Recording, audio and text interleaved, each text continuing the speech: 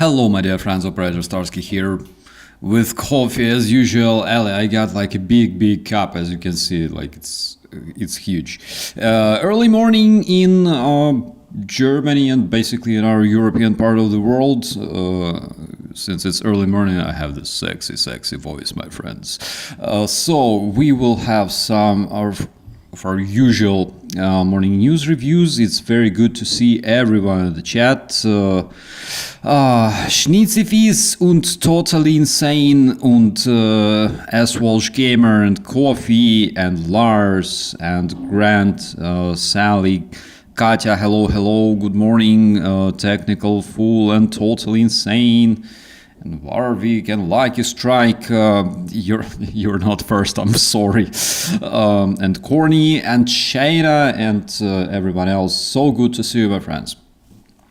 Yeah, Ali, it's a huge cup, as I promised. All right. So, Slava Ukraini, I don't sound tired. I sound fabulous. All right, I can do this.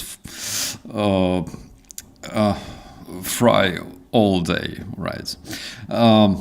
Just a small ASMR station for you, my friends.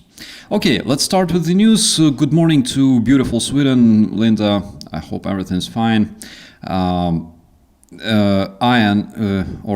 I always butcher this name. I'm sorry, but again, it's so good to see you as well. And also just Nila, as always, it's a pleasure. Okay, let's check out what we have.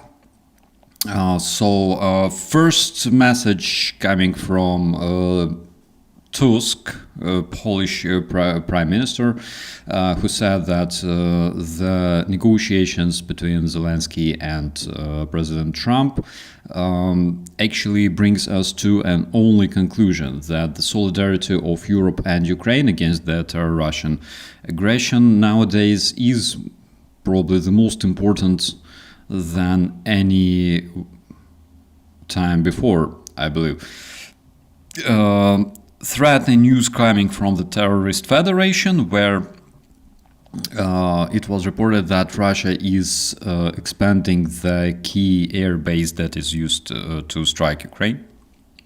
Sorry, according to Ukrainian military intelligence, the terrorist federation is expanding the Engels air base, as you can see on your images. They're building new storage facilities and parking facilities for the terrorist bombers, Tu-95, Tu-160, Su-34 and Su-35.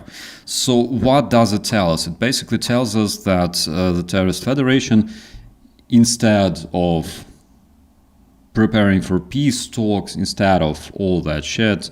They are preparing for new waves of strikes on Ukraine, and who knows, maybe not just Ukraine. Literally, guys, to be honest, I am like literally preparing to, I don't know, eventually sign with Bundeswehr in case some shit hits the fan. Will be fun. So the external intelligence service of Ukraine says that the terrorist federation is actively recruiting disposable spies in the European countries. And again, this is something that we talked about just like recently, just a couple of days ago when we had a stream regarding the counter-espionage. My God, my face is so round in the morning. I can't believe this. The terrorist federation is recruiting so-called disposable spies, people basically not professional Russian spies, not professional Russian agents, but literally random people who can be bought, who can be recruited, who can be convinced or persuaded, that's the word, is putting all of these flying eggs in one basket. Now, yes, Sophia, but on the other hand, it will be easy to destroy only if you have something like mother of all bombs, because the airplanes will be hidden in the storages, and you either need tomahawks, by the way, to strike them effectively through those concrete reinforced parking facilities, those reinforced hangars, or something else, right? It will be harder to strike them with drones, but actually not impossible. The only question is how to deliver them over there. Are they grouping for a big attack before winter? I believe so. Totally insane. And also I believe that Ukraine is planning a good response for that. And basically, we will talk about it just a bit later, because we can see that Ukraine is already responding and it already brings results. So, returning to our spy wars, right? So, according to the Ukrainian intelligence, since the beginning of the full-scale Russian invasion of Ukraine, European countries have deported or expelled approximately 700 employees of the Russian special services that actually worked on the territories of the European countries with diplomatic protection.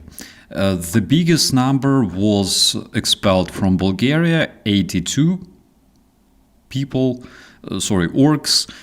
Germany sent 65 men and women, male and female Russian orcs. In Poland it was 58, in Romania 52, Slovakia 39, Netherlands and Slovenia 34 orcs each. So we can see that they've sent enormous, like almost 1,000 men from European countries that actually were collecting intelligence, that were recruiting people, that were doing all sorts of undercover operations. They're spreading disinformation, buying, smuggling, whatever Russia does, right?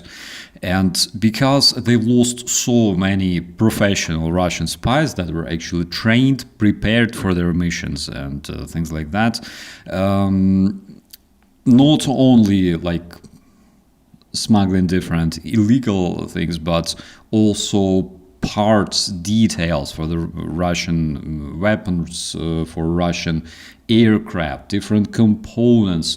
Guys, the scope of work they did in European countries is absolutely insane, because again, Russia's air industry and generally speaking, Russia's civilian aviation, military aviation is fucked big time, and they were bringing, for example, components that they could use to service, for example, aircraft like Boeing, like Airbus, They even brought components to service and maintain their refineries that were built with Western components.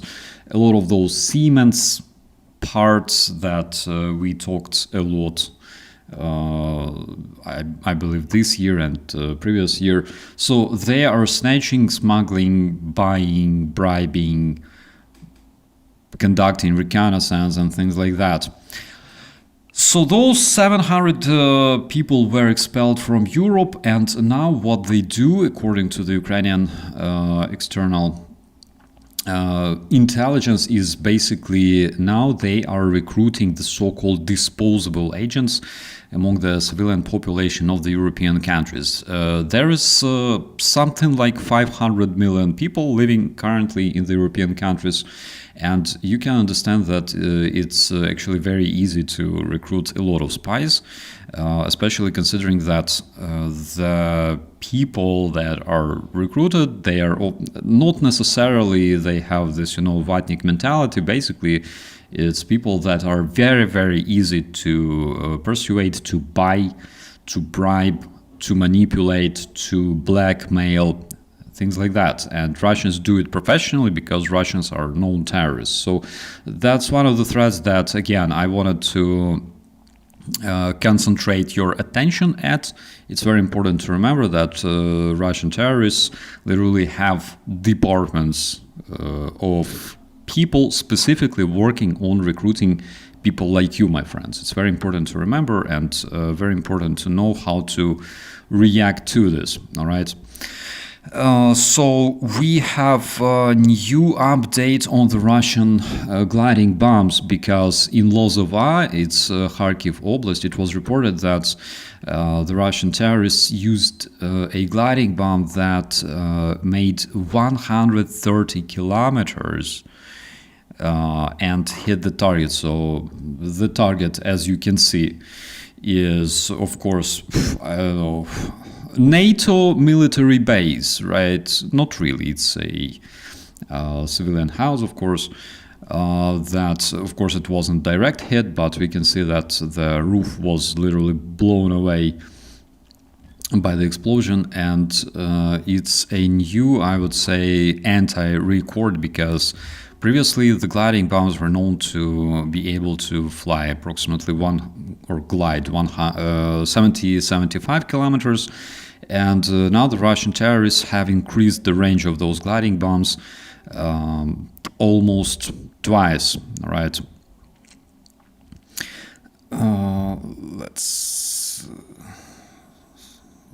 Problem with fiber optic drones. Sever the filament with 150 feet of steel cable with the weight on the end told by Baba Yaga. I believe there are already different ways discovered to fight fiber optic drones. Early in DC, I believe very, very early, my friend. If Soviets build shelters the way they make everything else, Ukraine will not have a problem. Kinda yeah. Can you follow the optic cable back to the source? Hoves, yes, you can. And actually, when the first fiber optic drones emerged, it was actually very, very easy to trace them, because hello to sunny Australia. It was very easy to trace them because, for example, during summer, those fiber optic cables, they were glowing in the thermal vision, and you could literally see the nest, all right, where it was launched from. Later, they started, first of all, disguising, but painting those fiber optic cables. In the beginning, they were shining, they were glossy, and when they were warm from the sun rays, from the sun, you could trace them. Currently, they are trying to change their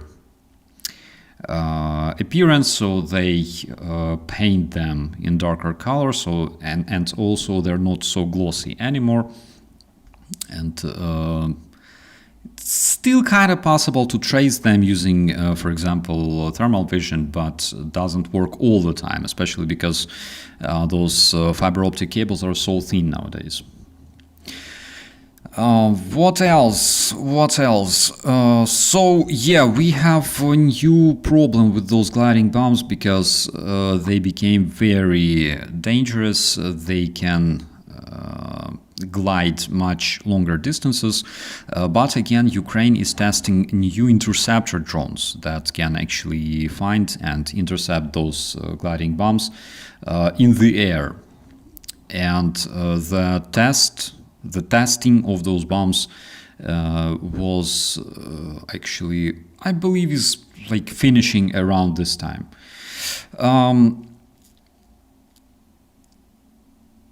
Yeah, so Caroline Leavitt, the spokesperson of the White House, replied to the journalists regarding the speech, regarding the negotiations that took place in the White House the other day. She said that the president of the USA told Putin and Zelensky that the war continues for too long and too many innocent people are killed and America is tired. We had enough. Again, very, very sorry that America feels tired because of the war started by Russians and that is taking place like on the other side of the globe. I'm sure that it must be very tiring, probably as tiring as, I don't know, running for your life to a bomb shelter, things like that. Must be extremely tiring, like a workout tiring, or tiring like mentally, I don't know. But anyways, for some reason, Ukrainians are not really tired for fighting for their lives, from fighting for their independence. Maybe they know some secret on how to keep fighting, how to stay resilient. And if you want to learn this secret for yourself and stop being tired, probably speak to Ukrainian people and they will explain you how it works. That's my advice to Caroline Leavitt, or whatever her name is. She may learn a lot from Ukrainian people if they spoke more than they speak with like all sorts of pro-Russian degenerates, in my personal opinion. What else? We have some very, very interesting case. So there is a Russian soldier, right, on the picture. First of all, I will tell you instantly that he became a better Russian, all right? Yes, he looks so cute and he's so young, and this cute young Russian soldier known as Danil Yurievich, who was, by the way, a graduate of an orphanage, all right? Again, that's very, very widespread Russian practice to recruit literally 18-year-olds from orphanages, all right, on the terrorist in the terrorist federation. So this young and cute and innocent Russian boy decided all of a sudden to wear the Russian uniform and go to a different country and kill people, all right? So such a cute smile, he looks so innocent, he looks so good.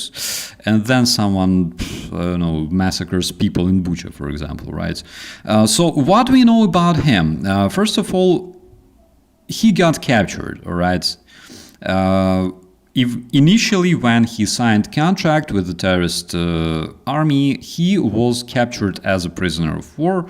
We even recorded a tiny episode with him. Пропетлять, так сказать, в штабе, потому что военкомат приезжал, сказал то, что he is saying that in the beginning he tried to stay alive and not be involved into combat by literally working in the headquarters as a base rat, basically like me, all right? So that was his intention, and he says that he went to the draft office. в механике уйти. And in the draft office, they told him that he will have opportunity to become a mechanic in the terrorist army. И обманул меня в итоге.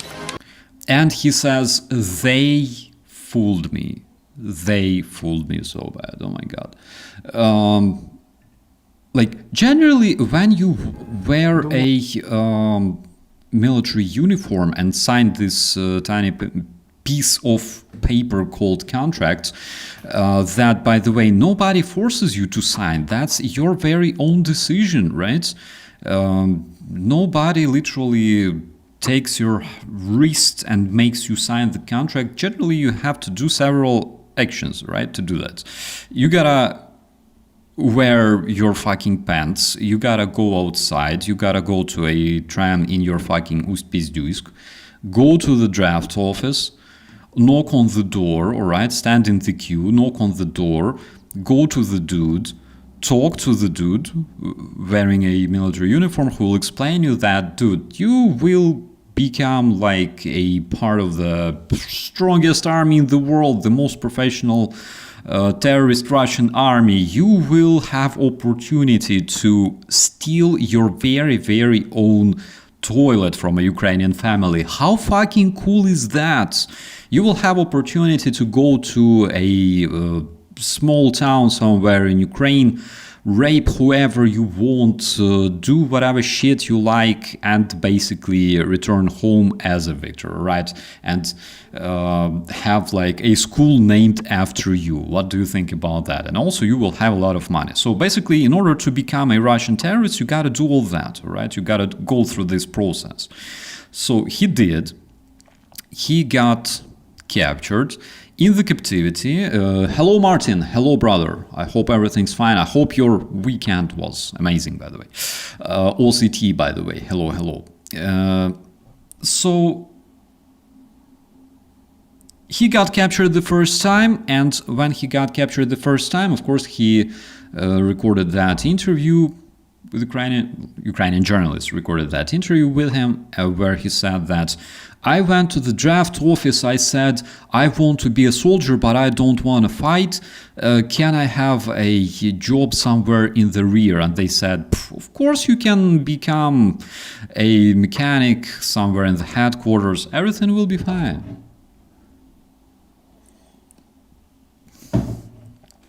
Then he nags that they fooled him, all right? Then he nags that they didn't fulfill, all right, their promise, and they sent him as a freaking cannon fodder into a meat assault. So he survived because he got captured by Ukrainians, all right? He survived, and he was exchanged. And now I would like to talk about like all those innocent Russian boys. I just want to mention, and by the way, Trump loves this narrative very, very much. Innocent people die on both sides, all right? Innocent people, innocent Russian invaders. Innocent Russian terrorists who have absolutely no choice but to go to the draft office. They have no choice but to sign contracts. They have absolutely no choice but to wear uniform, take weapons, and go to Ukraine to kill Ukrainian people. They have no choice. They are innocent, all right? So this innocent Russian boy that signed contract, got captured and exchanged, he decided to sign another contract after being fooled by bad Russian draft office, right? After all that stuff, after going to Ukrainian captivity, after spending time in Ukrainian prison, breathing the air of democracy and things like that, eating good Ukrainian food, of course, he decided to sign another contract, and he went to the war one more time, where he actually became a fertilizer for Ukrainian cucumbers and beetroot. Why? Didn't you have enough? Like, wasn't it enough for the first time when you got captured, when you saw all that shit with your very own eyes? Why did you decide to sign another contract? That's something that I would really like to know. But we have actually the obituary coming, I believe, from this orphanage that says that with deep sorry and regret, we report that during the special military operation, a graduate of our orphan Center помощи детям, Center for Helping Kids, I don't know, Raduga, which translates as Rainbow, Trubiev Daniil Yurovich, became a better person. So basically, the orphanage Rainbow produces soldiers for the Russian war in Ukraine. How do you like that? Just so you can understand, guys, this actually answers a lot of interesting questions. Question number one, asked by Sting: do the Russians love their children too? Turns out not really, because if there's like a bunch of guys that turn 18 very, very soon, they need to be graduated from the orphanages, and basically they are massively brought to places like draft offices where they sign contracts and they go to war. I can understand that, yeah, of course, some sort of Russian thugs like Russian Wagnerites and other, let's call them maniacs, because their job is basically to go and recruit kids to die on the war for Putin, right? For Putin's ambitions, for Putin's palaces. They, of course, go to places like orphanages, they talk to the kids, they brag about, you know, this Russian contactless combat, Russian success in Ukraine and things like that. They maybe even try to brainwash Russian kids that everyone else is Nazi, Russian army is good, all right? America, France, Australia, Nazi, Germans, of course, Nazi, you know, they're Nazi by default, Austria, Nazi, Italy, Nazi, United Kingdom, Nazi, Canada, Nazi, of course, Canada, New Zealand, Nazi. So everyone else is Nazi, and only Russia is like this beautiful country trying to, you know, save the world by liberating other countries from their population. And of course, they do brainwash them like that. I believe this, all right? But the fact that you go to the war, you get captured, you cry on camera that no, they fooled you, and then you return home and you sign another contract because it was so bad, you know. So do I feel sad about this poor Russian orphan? Kind of. I don't know. I feel more sad about Ukrainian kids, right? And about Ukrainian people that are forced to go, right? Forced to fight for our freedom and our life and the very existence. Why are we forced? Because we didn't start this war, all right? We didn't have choice. The war came to our land, and unfortunately, we didn't have choice. The facts like that dude on this photo, all right? The facts like him, they actually had choice. He had a choice to become a taxi driver. He had a choice to become a baker. He had a choice to become a builder, an IT specialist, a doctor, whatever. But in spite all that, he decided to wear, you know, this shitty Russian pixel uniform that literally looks like diarrhea, and he decided to go to Ukraine twice. All right, he had a chance. The first time he really had a chance. All right, but this innocent Russian person decided not to do that. Yesterday we received an interesting message from the monitoring channels that in Berdyansk something started smoking all of a sudden, and nobody knew what was that. Actually, we have more details on that now. We will talk about it a bit later. It's down there in the end. So the journalists calculated how much time Russia would need to occupy 100% of Ukraine's territory. We can see like a bunch of Russian graves right there, and all of them, as far as I can tell, judging from those wreaths, all of them belong to Wagner. But they're happy with Prigozhin right now, right?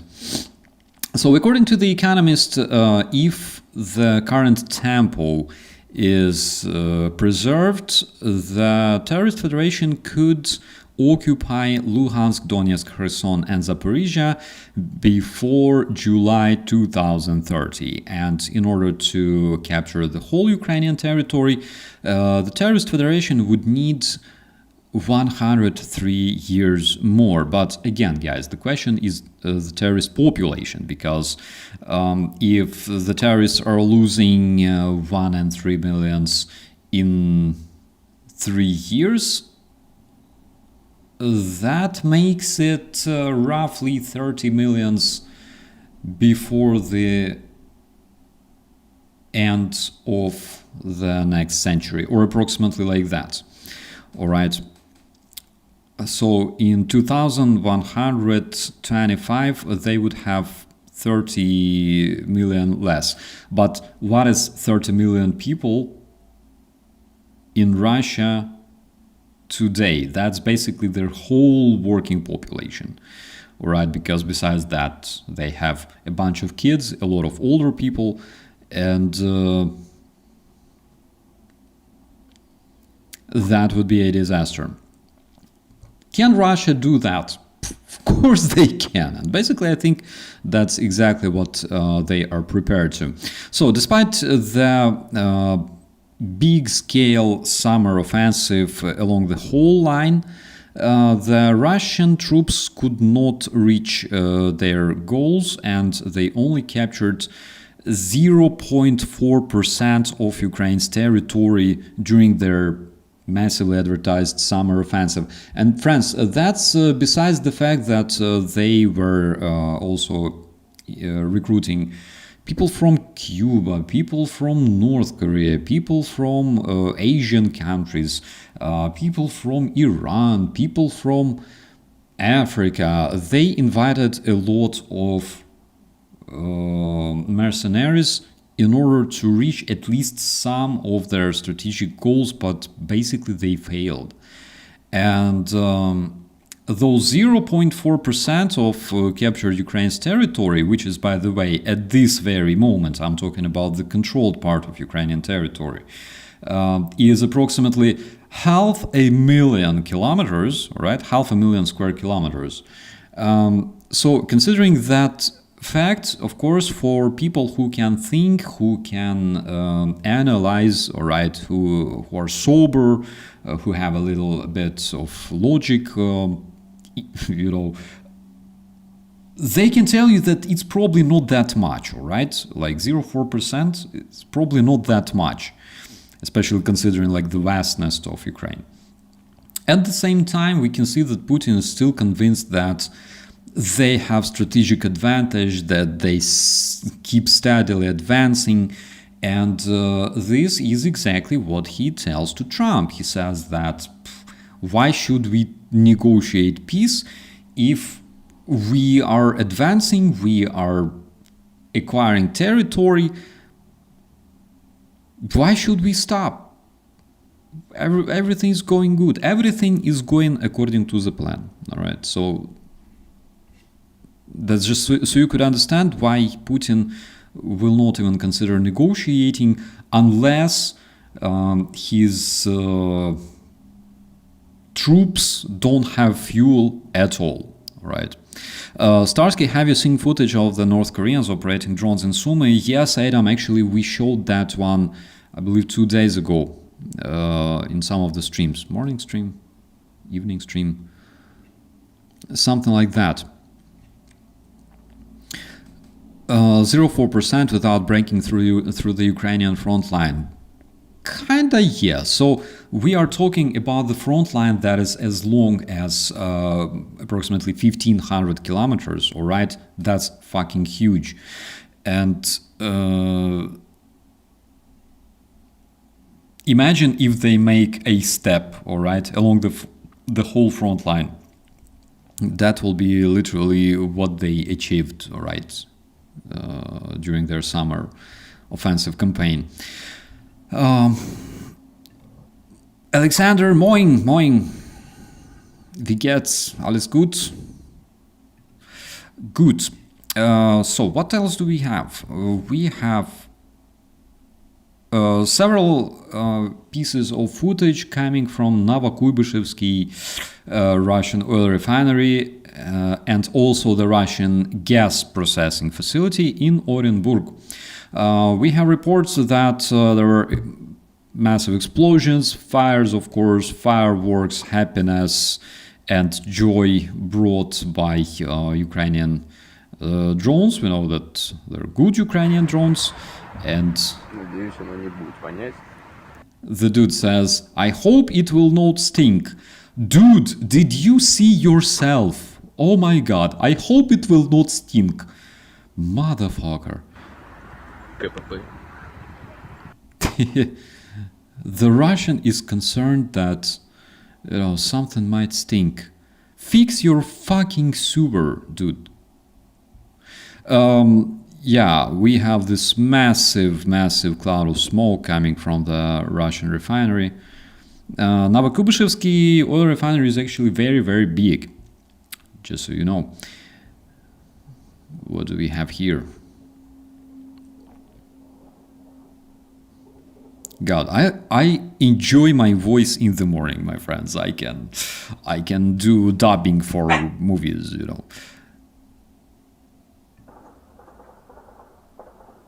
Yikes.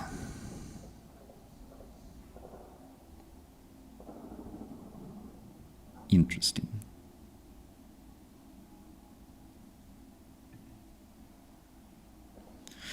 Yeah, so one thing you can probably notice is that the citizens of the Terrorist Federation can now enjoy views like that. Imagine you come home, family meets you, and you turn on the TV where Putin tells you that everything is freaking fine in your country, that your brave soldiers are fighting in the outskirts of Brussels, and then you peek out a window and you can see a picture like that, all right? And also you scratch the back of your head and realize that apparently tomorrow you will have to walk to your job because your fuel tank is empty, all right, in your freaking Lada. So what can I say? That's exactly what you guys deserve. So yeah, the dude is like, I hope it will not stink. The good Ukrainian drones, that's from the Russian local social media. They say that the good Ukrainian drones hit the gas producing facility in the Orenburg Oblast, and one of the facilities was set on fire. They say that the local terror Russian government states that the infrastructure of the gas-producing factory was partially damaged, and at this point they are trying to extinguish the fire. They say that no one was hurt among the staff, and there is no threat to the civilian population, besides the fact probably that they will have just a bit less gas, all right. Augusto, I hear a dog in the background, or I'm becoming crazy. Apparently, yeah, apparently it was dog. Apparently Russians were watching some kind of exotic porn while their oil refinery was hit. So, wait... that's the fifth strike on that one, Ali. I believe so. I remember at least 3.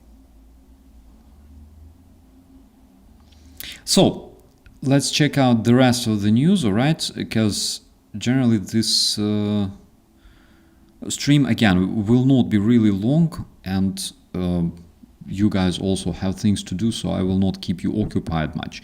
But we have an interesting case on how exactly the terror Russian propagandists are explaining to their population why their Tsar was shaking a hand with a former Al-Qaeda terrorist, right?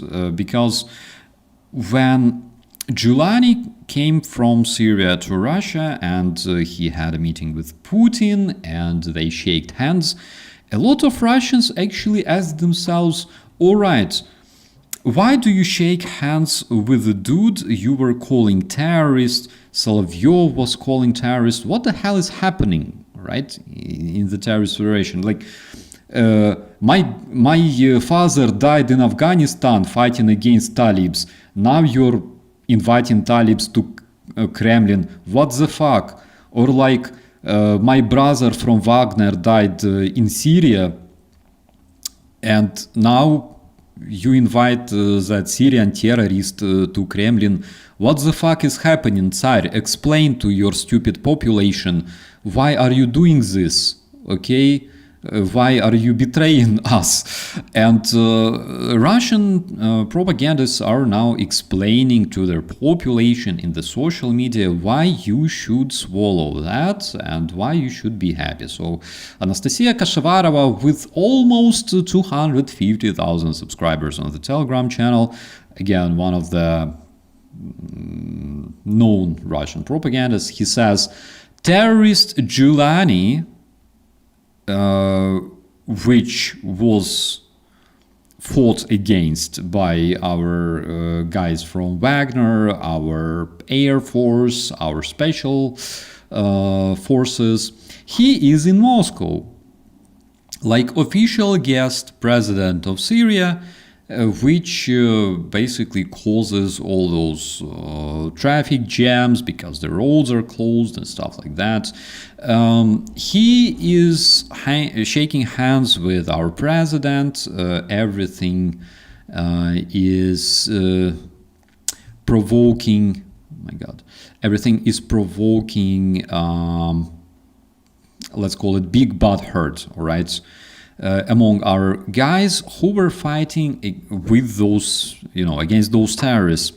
So he says, dear guys, dear military, dear Wagnerites, we need our bases in Syria. Our president, of course, believe me, he's not pretty much happy about that, but he is a very, very clever politician. He is smart. He will not give away and he did not give away and will never give away Bashar Assad to the terrorists. The legitimate president of Syria, oh my God, I have so many flashbacks with Yanukovych. The legitimate president of Syria is under Russian protection, and everyone in the world knows that. So yes, Assad and Yanukovych are two weak people that could not preserve and multiply the Russian power. Russian power, that's something we should keep in mind, all right? That's something new, Russian power.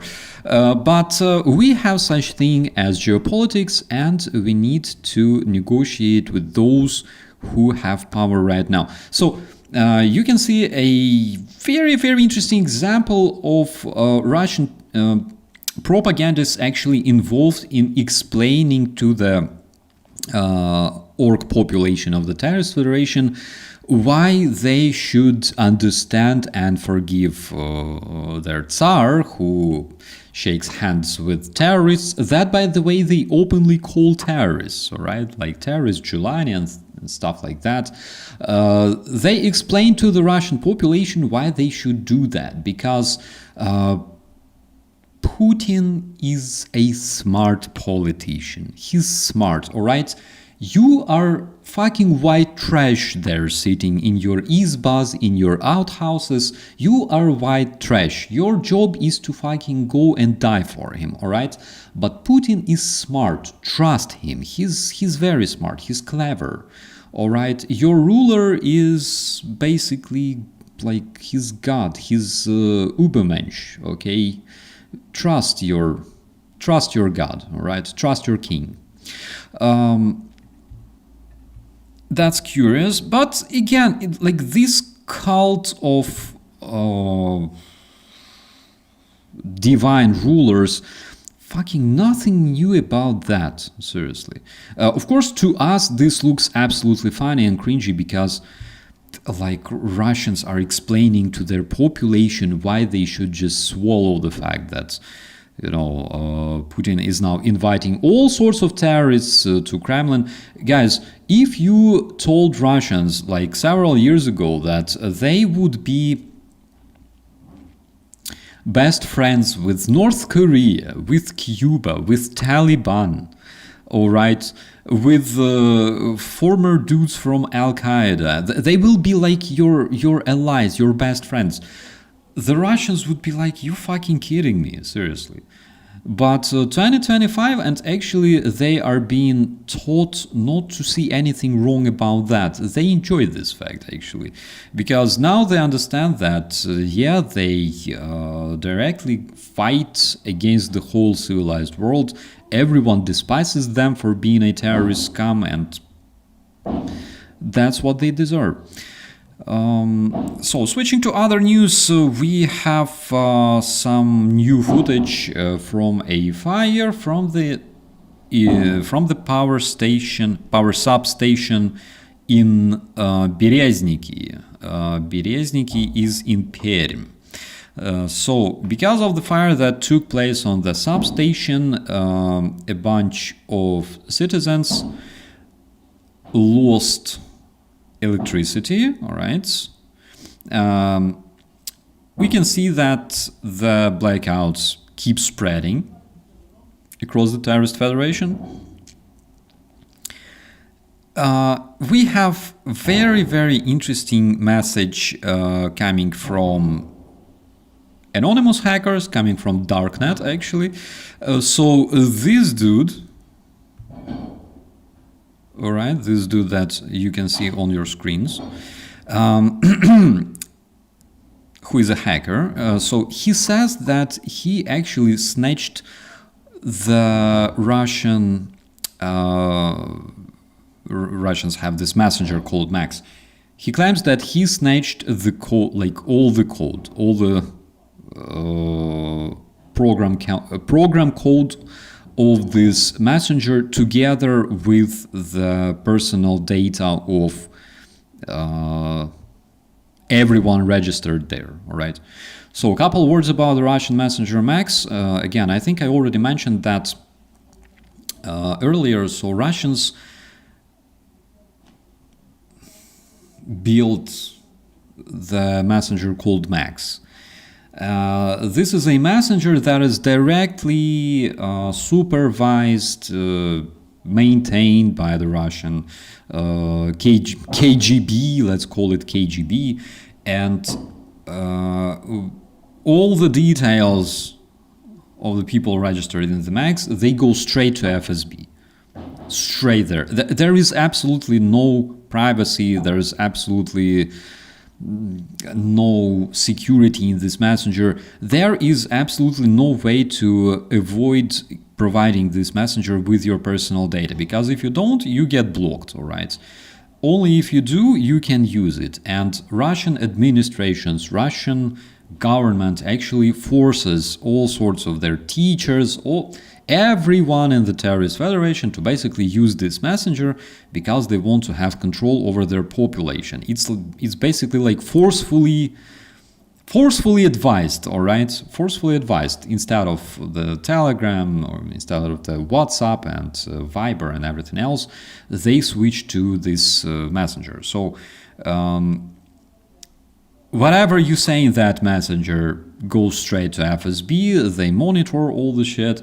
And because their hands grow not from like shoulder, right? Their arms don't grow from shoulders like in other human species, but from their rear, basically. They made this messenger in such a way that it was hacked. That's like the easiest explanation I can give you, my friends. In the darknet, this amazing person actually published a message with dumps from the Max Messenger, and actually he shows some of the data, like some of the random data coming from this messenger. There you can see private data of Russian citizens, all right, like with like names and phones and everything else. That I believe might be like passwords or something, maybe like private ID number in the messenger. Looks very, very interesting. All right. So according to his message, he hacked the databases of Russian Max Messenger and he snatched approximately 46.2 million lines of code. How cool is that? How cool is that? I believe that all those Russian people who had to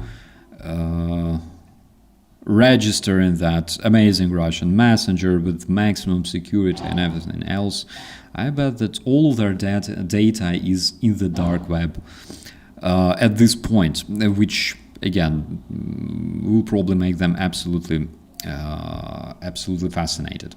The Ukrainian defenders managed to strike 3 facilities related to Russian oil and fuel industry. According to the General Staff of Ukraine, that's information coming as of yesterday afternoon.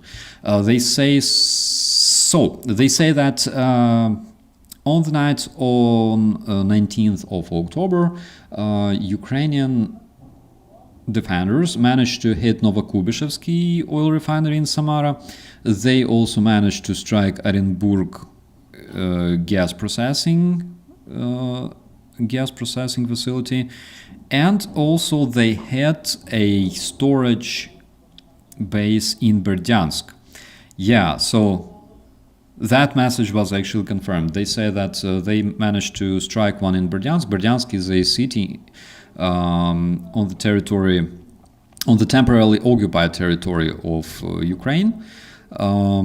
Berdyansk, we talked about Berdyansk, I believe, back in 2022. It's remember when Russian propagandists were making those cringy videos about like Russian troops loading on the Russian ship, and remember they had a bunch of those Russian infantry troop carrying ships, landing ships, that were almost completely destroyed in the Russian fleet. They had something like 10 and something like 8 or 9 were obliterated over these years. So you remember that cringy video I made for you in 2022 coming from occupied Berdyansk, where they were showing like Russian advance is so fast, we just keep loading our ships with like BMPs and stuff like that, and then a fucking missiles hits it all of a sudden, that was kind of cool. Soon parts of Russia, maybe North Korea. I wish soon parts of Russia be like, Northern Ocean. That would make me even happier. Why did they celebrate the Marine birthday early and not on November 10th? Is that normal to do a different date? I have no idea, frankly speaking. North Korea is looking a way better place to live if you had to choose between Russia or North Korea. I don't know. Hard to tell.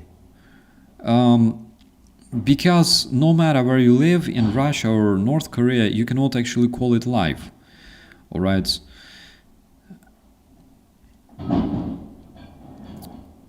Lisbeth, stream started at 8. Yes, my friend, stream started at 8 because today is Monday. Monday is generally shit day, all right? because I personally have so much work, and I think I will be starting Monday streams a bit earlier, right? Because so many things happened on weekends and during night. A lot of things on the Ukrainian war happened before Monday for some reason that I cannot explain. Monday is a shit. We gotta cancel Mondays. Mondays. I heard the potato harvest is bad in Russia, Belarus this year.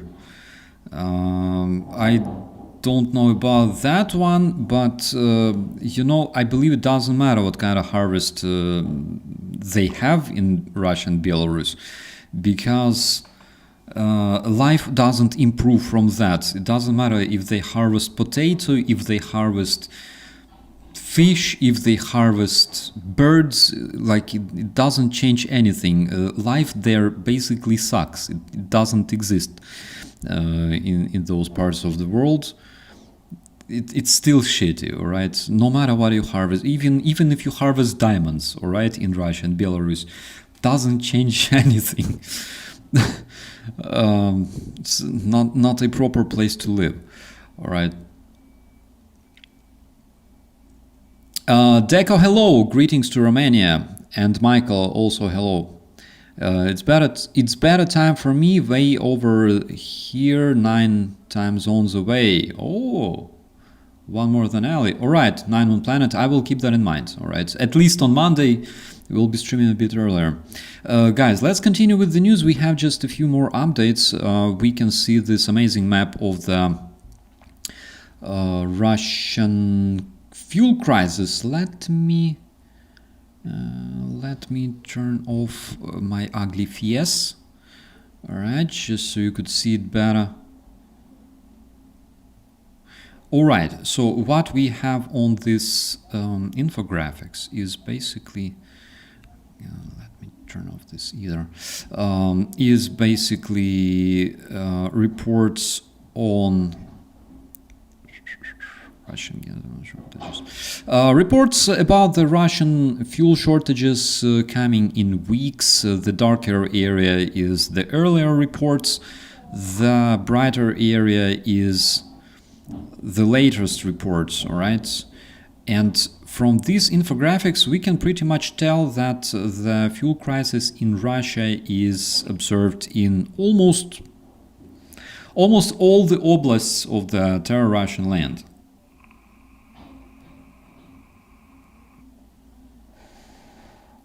Specifically interesting that on this island here on the left, I think it's called Novaya Zemlya or something like that, right? The fuel crisis was reported earlier. Also here, yeah, that's interesting. We can see that the fuel crisis actually started in their western and southern territories, and some of the eastern, all right? I never confuse west with east, but I confuse the words, all right, in English language specifically. But on the other hand, my friends, like I'm an officer, I have right, okay? So we can see that the crisis originated primarily in the Russian eastern territories and southern territories, some random spots, all right? That's kind of interesting. That's kind of interesting to observe.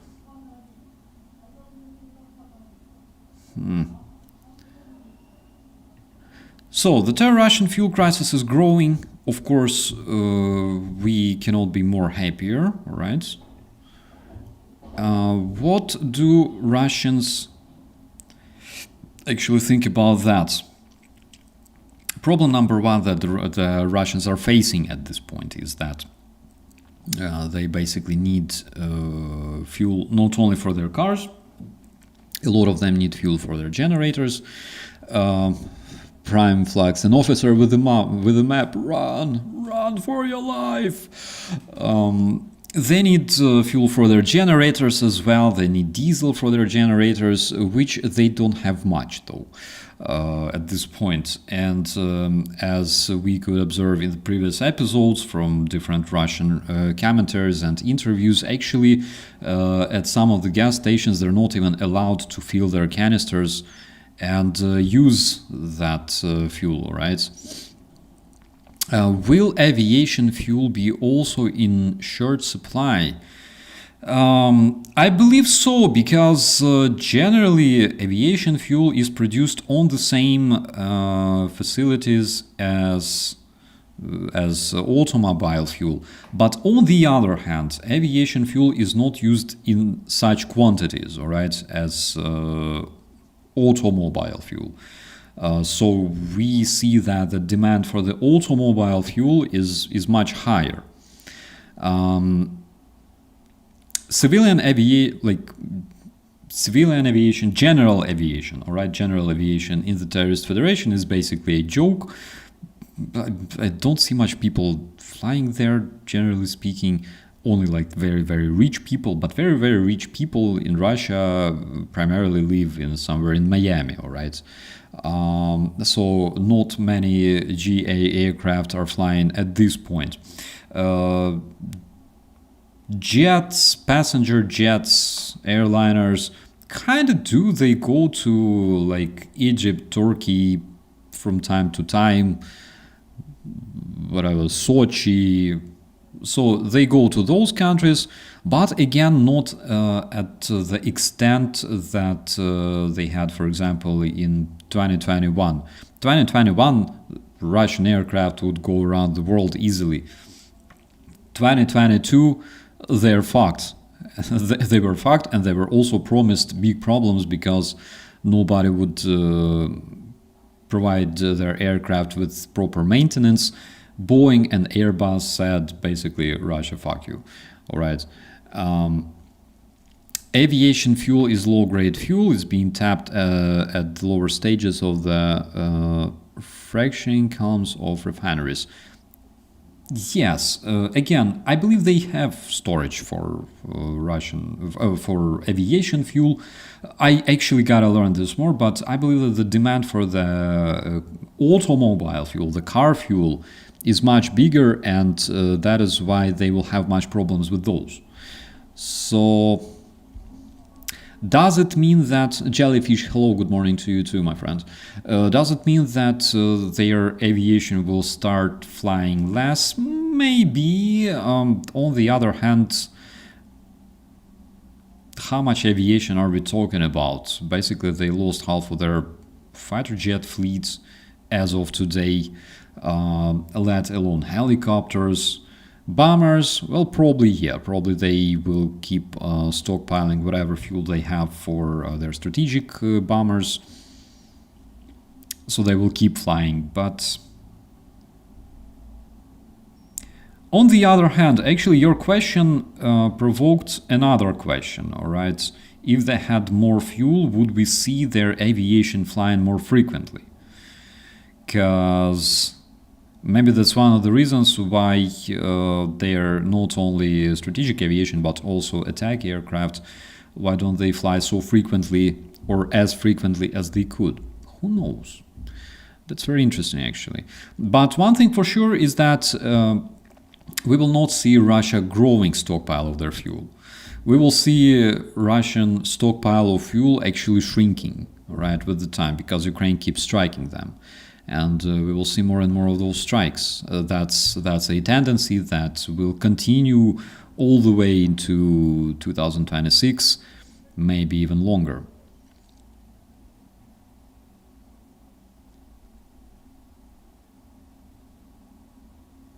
Why is your Russian so poor? It's because generally, my friend, Russians are generally poor, all right? When we talk about Russians, we talk about poverty, we talk about fucking destitutes, not only like in terms of welfare, but also mental destitutes. And basically that is why my Russian is so poor, my friend. I hope this explanation satisfies you. Rich, like my Russian cannot be reached by definition. Whatever Russian we're talking about is fucking destitute. Okay, they call fuel the lifeline of war, so instead of targeting the veins, Ukraine is targeting the heart. Basically, yeah. Hello, mates. How's it going? Hello, Team Lawrence. I have some cold coffee here, and I cannot complain, all right? Hope everything's going fine with you too. Gamer girl from Philadelphia, I think, right? PA. Thank you very much. Thank you. Ukrainian language is more pleasant to hear than Russian. I agree with you because Ukrainian language is much more melodic. You can compare to, like, you can compare even by listening. First of all, we don't articulate like Russians, all right? They change letters. For example, when you say milk, moloko, we read it the way it's written, all right? It's moloko, and we read it moloko. Russians, even though it says moloko, they read it as melako. The fuck is that shit? Oh my god. Why would you want to learn the poor man's language? That's a good question. On the other hand, unfortunately, we had to learn this shit, all right? Because Ukraine was occupied by the Russian terrorists for so many years, generally not even years, but like centuries. And unfortunately, we had to learn it. People were forced to learn Russian language. And one interesting fact is that decades after they forced to learn Russian language, because they were called white trash, they were called, I don't know, Ukrainian biomass, Ukrainian hillbillies and shit like that, and they were like full of those complexes, and they had to learn Russian language to sound like Übermenschen, all right? So the fact is, after years of that, of all that humiliation in Ukraine, still some Ukrainians, but again, I think that it's a trauma, right, in our nation, that still a lot of Ukrainians consider this their very own choice, right, to speak Russian language. However, again, guys, Russian language was never a decisive factor, all right?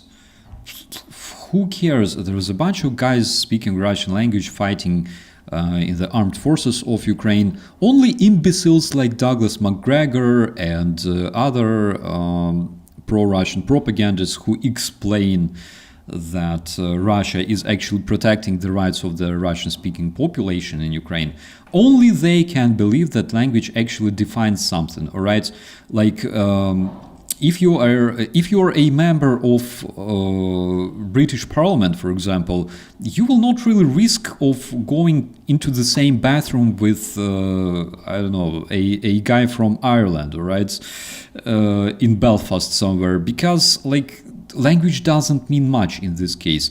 And in case of Ukraine, it doesn't mean much either. Russians used language as a pretext for their tanks to invade. That's basically it. So there's still a lot of Russian-speaking people, by the way, native Russians coming to Ukraine, wearing Ukrainian uniform and fighting against the Russian invaders, because all this myth about, you know, war of language, suppressing of the Russian-speaking population, it was just made up out of thin air, all right?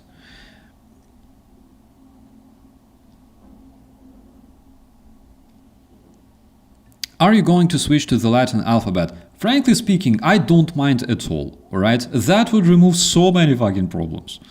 And frankly speaking, if Ukraine actually suppressed Russian language, I think we would never have such problem as we can see nowadays, alright? If Ukraine for real, alright, banned fucking Russian language, suppressed the Russian languages in the regions and stuff like that, in just 2-3 years, we would never have such problem as Russian tanks rolling across the border and screaming that Ukraine is suppressing, Russian rights. The only reason it happened was because Ukraine didn't fight the Russian cultural expression much. All right, we didn't fight this enough. So that's literally the only reason why it happened, I think. Vlad Wexler, hello, my dear friend. How are you? Please let me know how's your health. I really hope that everything's much better, because we are literally sitting here and hoping that your health improves, and keeping an eye on your channel and your publications in the community posts. I hope that everything is good, my friend. Please let us know, right? There's all chat is passing their greetings to you right now. Starsky, you have to do a stream in Polish one day. Title Polish Baby Voice ASMR. Adam. Mogę to zrobić, naprawdę, ale mój polski język nie jest bardzo piękny, okej? Naprawdę potrzebno mnie więcej rozmawiać z Polakami. Tak myślę.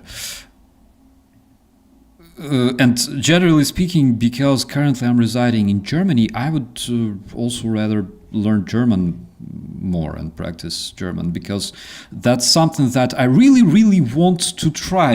I spent more than a year in Germany already, and I actually need to improve my German language by actually practicing and speaking to people. I speak English language 99% of my time. Seriously, because I stream all the time, I make videos all the time, and unfortunately the only time I have opportunity to practice German is basically when I go outside, buy milk, or potato, which sucks so bad. Polish is impossible to learn. If you speak Ukrainian, it's very easy to learn, actually. A lot of words are very similar to Ukrainian words. And also Polish language has a very easy way of pronunciation. First of all, you always know where you stress the word, all right? In Polish language, you always know where you stress the word, which sometimes sounds extremely weird, for example, in Ukrainian language. In Ukrainian language, physics, all right? Będzie fizyka. Physics is fizyka in Ukrainian. In Polish, it's fizyka. To Ukrainian, it's it sounds so unnatural. But again, it's why Polish language is so cool, because you always know where the stress is. Or like mathematics, in Ukrainian, matematyka, in Polish, matematyka, which again is crazy, but at the same time it's cool because you always know how to pronounce it properly. Polish, by the way, as Adam says, it's very similar to Belarusian and Ukrainian, actually. So I was with Polish girl for 10 years. It's impossible.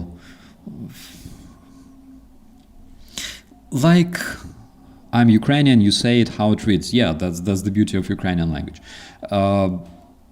So let's put it this way: if you learn Latin alphabet from being a baby from your early ages, you will find it extremely hard to understand how all those zh, sh, ch in Polish language work. Also, for example, in Czech language, it's a bit similar, but once you learn how to properly pronounce it, it's very, very easy, actually.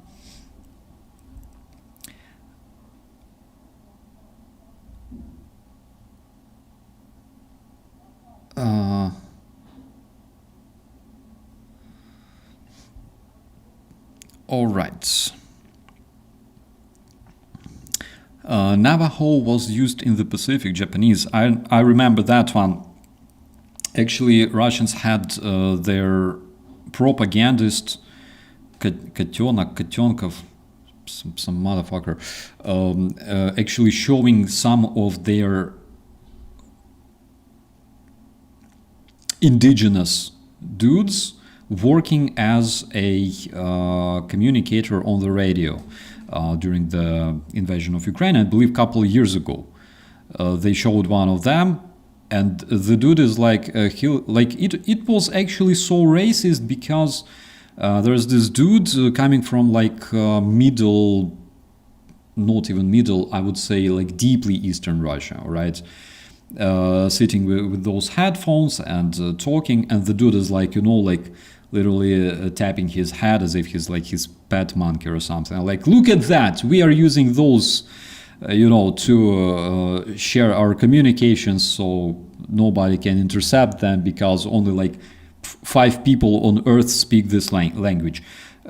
One thing, it was extremely racist, and second thing, the reason why like 5 persons on earth speak this language was literally because Russia fucking annexed and assimilated them. So it wasn't even, it was really, really sad to watch. Many Americans can also speak Spanish. I know that actually there's a lot of people speaking Spanish in the United States.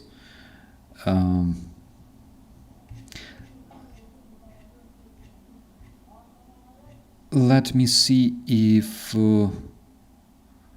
we have more updates, guys, because I don't want to keep you occupied any longer. Yeah, we have some more updates, my friends. Let's check the rest of them real quick. I will then show you what I have. All right, we have update from Pokrovsk, where the drone footage actually confirmed that Russians hit civilian population. They started executing civilian population, according to Hollander, a volunteer. The drone recorded 3 civilian bodies and a wounded woman that was later carried away by unknown men. I don't think that I will be able to show the footage because it is too gruesome, but generally in Pokrovsk, almost 4 years after Bucha, we can see the continuation of the same Russian atrociousness, the same shit they always bring with them to whatever country they go. We can see atrociousness, we can see civilian deaths, we can see civilian victims, and we can basically see Russian murderers doing and enjoying what they do. According to J.D. Vance, Trump didn't take the decision about providing Ukraine with Tomahawks, but the United States need those missiles themselves. According to the Vice President's J.D. Vance, I'm still hoping that he still finds just a bit of self-respect next time he paints his fucking eyes with an eyeliner.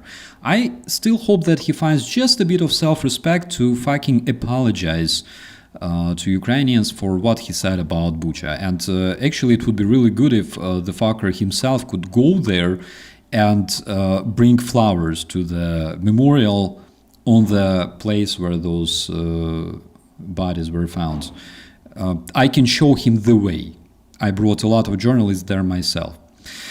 So we have another confirmation about the Orenburg oil refinery that stopped, not oil refinery, the gas production plant that actually stopped receiving gas from Kazakhstan after the attack of good Ukrainian drones.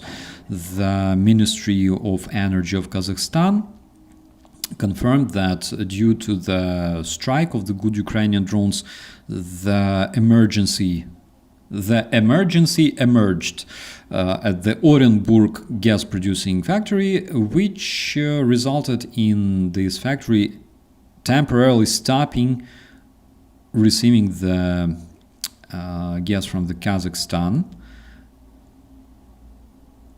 And yes, and of course the General Staff of Ukraine also confirms that. So we reached the end of the news, my friends. I would like to know your thoughts on that, and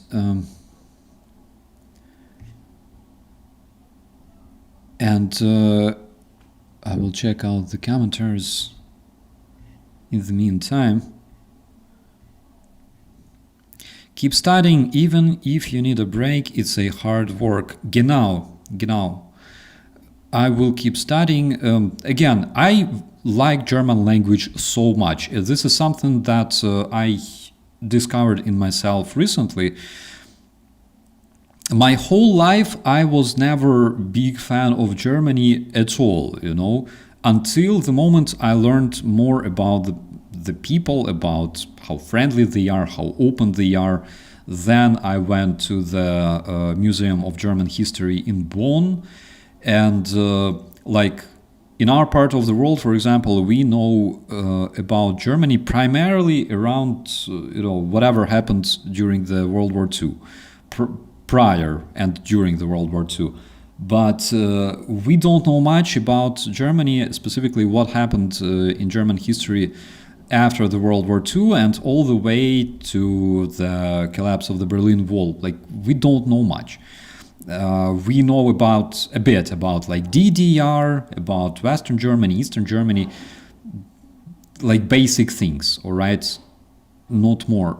And then when you start to study about the revival of German industry, about the hardships that they went through, about rebuilding of Germany according to the Marshall Plan, and all those different pages of their history, it's so crazy. Germany didn't have a counter-terrorist unit before the München terrorist attack. They literally didn't have that. And that's crazy. However, after this terrorist attack happened and after they decided to establish the GSG-9, this counter-terrorist service became one of the most elite units in the entire world. And the operation did in Somalia and other countries is freaking nuts, all right? So those guys are really good, and the way Germans learn and adapt is absolutely amazing. And I don't know, we don't know much about Germany in our part of the world. However, it's something necessary to learn, because because Ukrainians, for example, lived under this Russian informational influence for so long. The only thing we know about Germans, all right, throughout decades, was like fascists started the World War I, World War II, all that shit. We don't know anything beyond that, all right? We don't know how Germany changed after the World War II. We don't know how Germany changed mentally, all right? There are people still convinced that there's Germany is full of Nazis and fascists. It's completely not the case. Even though currently the amount of the supporters of the rights forces like AfD, for example, is growing due to the Russian propaganda and basically Russian financial help and everything else. But that's an absolutely artificial thing. But German people, first of all, they're multicultural, big time, all right? And second of all, they are just so cool. Like, I can talk many days about this. They're cool, they are resilient, they're strong, and they have very interesting history. I try to compare, for example, German culture and Ukrainian culture all the time, not only culture, not only national culture, not only traditional things, but generally speaking. For example, in Ukraine, on Sunday on 2 a.m. All right, in the at night in Ukraine. You could at least before the war started, you could order sushi, have it delivered in like 15 minutes, and it would be perfect. In Germany, it's not the case. In Germany, Sunday is a rest day, is a quiet day. So on Sunday, for example, a lot of Germans go to Netherlands, because in Netherlands you can still find open supermarkets and things like that. In Ukraine, it's Sunday, everyone's free, you don't have to go to job, so you take your kids and you go to a mall or a supermarket and spend time together. So the culture are so different, but at the same time, there's a lot of very, very interesting and exciting things to learn, all right? And German nature, by the way, is extremely cool. I will show you something, all right? I will show you something. Kitty, I was born in GDR. Oh my God, that's insane. So yesterday I had this stream in the morning because I had a tiny, let's call it family reunion, all right, in my local area, and we ended up going to the local forest and checking out those, all right. So we collected a lot of mushrooms yesterday.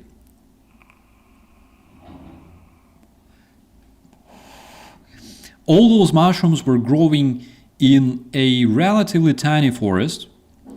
That is like one thing that always impresses me, is that in Germany, even in like the tiniest forest you can find, even if it's like 500 by 500 meters, it's fucking full of foxes and rabbits and all sorts of birds and everything else. This one, Fragged and Shizo, sitting in the bus to work. I wish you a great working day, by the way. So we found a lot of those, all right? Like, check this stuff. Like the one on the right, you can see in the right upper corner, the mushroom head is the size of a big plate, actually. Like that very mushroom head is enough to feed a person, a grown-up like me, all right? So that's fantastic. And like check out this one, for example, just so you could compare the size, all right? Because let's be honest, the size matters, right? Germany has a surprisingly large number of young, high-quality comedians. I know that, and I feel so sorry that I can barely understand that. That's, again, one of the ways to motivate myself to literally learn German language more effectively than I do, all right?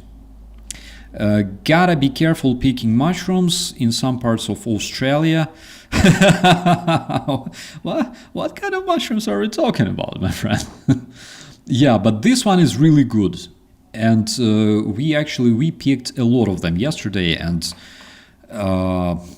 we made like steaks. There's this so-called umbrella mushroom that is used, for example, if you're a vegan and you want like a steak, like artificial meat steak, all right? You collect those like umbrella mushrooms. They look poisonous, all right? But they're not. And that's the reason why people don't collect them often. They smell like nuts, all right? They have like the color of coffee with milk, especially on the lower part, because there is also a poisonous umbrella. The lower part of it is white, and you gotta find like those that look like coffee with milk on top and bottom, and they smell like nuts. So those are like used in production of artificial meat for vegans. Artificial steaks and everything else, they're basically made of those mushrooms, and yesterday we fried them with egg, with spices. They were so good, oh my god. They were amazing. And I know that, for example, in Chernihiv area where I come from, in Ukraine, we had a training ground for tanks, for artillery, since I was a kid. And people would always go to like this long concrete road. We called it a tank road, leading to the training camp, training grounds. And there was this massive forest on both sides of this road, and people would go there 24/7, bringing tons of mushrooms with them in like buckets, in baskets, in the car trunks and everything. So I remember that we had a lot of those too. On the other hand, we didn't have much umbrella mushrooms. I don't even believe I ever tried them before yesterday. So, with that, my dear friends,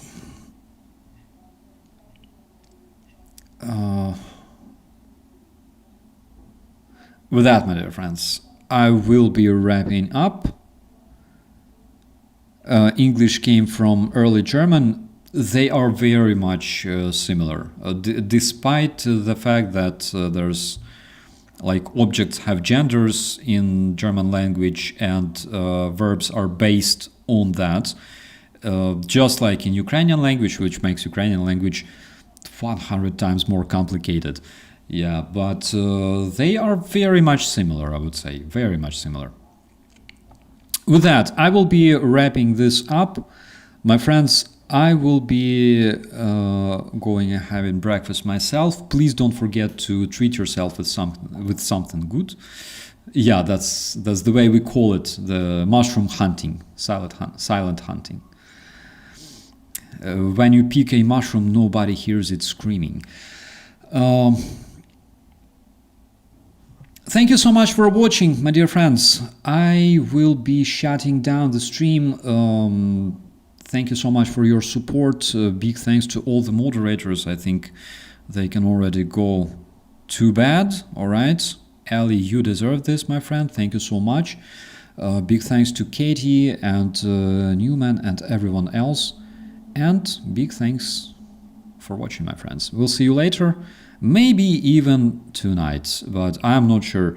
Literally, my voice is so dead since yesterday for some reason. I don't know. See you later. Thanks for supporting Ukraine.